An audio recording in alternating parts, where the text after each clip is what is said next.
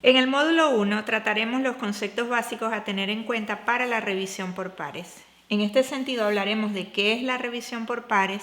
cuáles son los tipos más comunes de revisión por pares, cuál es la importancia de este proceso dentro de las revistas científicas y cualquier proceso editorial, cuándo negarse a hacer una revisión por pares y el tiempo de respuesta como elemento fundamental para el desarrollo de este proceso. En primera instancia debemos saber qué es la revisión por pares. La revisión por pares es básicamente el proceso de validación de la ciencia que se lleva a cabo dentro de cualquier procedimiento de edición científica que puede involucrar revistas científicas o libros académicos en el cual se utilizan la opinión de expertos para validar el conocimiento que se está mostrando al lector o aquel conocimiento que se va a mostrar dentro de estas editoriales.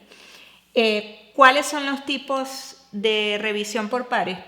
Básicamente existen tres tipos de revisión por pares, la de simple ciego, la de doble ciego y la revisión abierta. La revisión por pares de simple ciego consiste en que el autor no conoce el nombre de su revisor, pero el revisor sí conoce el nombre del autor. Esto se hace mediante un acuerdo de confidencialidad entre la revista y los revisores, en los cuales trabajan, internamente para el desarrollo de los procesos de arbitraje y se llevan a cabo estos procesos donde no puede saberse, este acuerdo de confidencialidad incluye no reconocer ante un posible autor que ha sido el árbitro de ese documento. La revisión por pares de doble ciego es la más común y la que encontramos en la mayoría de revistas científicas y es aquella donde el autor y el revisor, ambos o ninguno de los dos, reconocen o saben quiénes son aquel que está escribiendo el documento ni aquel que lo está revisando. Esta es la forma más común de realizar revisiones en documentos académicos, sean revistas o libros académicos, porque involucra mayor confidencialidad en el trato de los datos y además garantiza que no exista ninguna falla o conflicto de interés entre las partes involucradas. El último tipo de arbitraje tiene que ver con la revisión por pares abierta y es, digamos, el tipo de arbitraje que es el más moderno hasta el momento, puesto que tanto el autor como el revisor conocen la persona que escribe y que revisa el artículo y de hecho en los últimos años algunas revistas han optado por mostrar los arbitrajes dentro de su proceso de publicación del artículo de manera que estos arbitrajes puedan nutrir procesos posteriores de revisión por pares. Sin embargo, debe haber un acuerdo tanto entre los autores y el revisor con el editor para,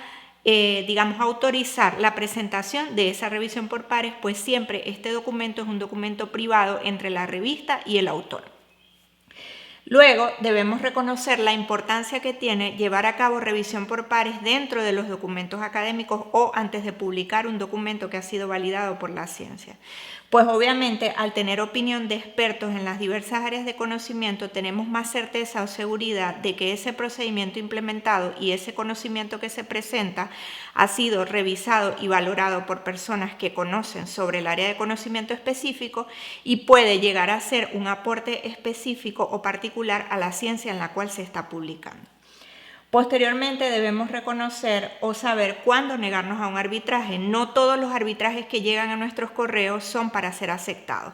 Existen dos elementos fundamentales para negarse a un arbitraje. El primero de ellos tiene que ver con estar consciente del área de conocimiento en la que yo puedo influir. Es decir, no puedo revisar un documento científico si yo no conozco acerca de un área de conocimiento, pues mi opinión estará sesgada y no tendrá los suficientes elementos como para refutar o validar una teoría que se presente en el desarrollo del trabajo.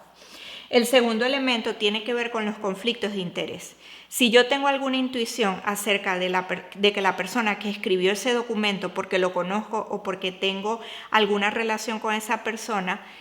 es una persona que comparte conmigo en algún área de trabajo o que está ligada a mí por lazos sanguíneos, yo tengo el deber de comunicarle al editor de que no puedo revisar ese documento debido a que existen conflictos de interés que ligan o me dan en relación con esa persona, sea esa relación positiva o negativa. Según estos dos elementos, pues yo pudiera negarme, pero además existe un elemento de cierre, en estos conceptos básicos que tiene que ver con el tiempo de respuesta. El tiempo de respuesta que requiere el editor para que ese documento sea revisado es también un elemento fundamental, porque si yo considero que no tengo el tiempo para revisarlo en el plazo establecido, yo podré comunicarle al editor que no podré revisarlo en ese plazo o que necesito un plazo adicional a ver si el editor tiene tiempo para dejarme hacer esa revisión si es que mi revisión es muy importante.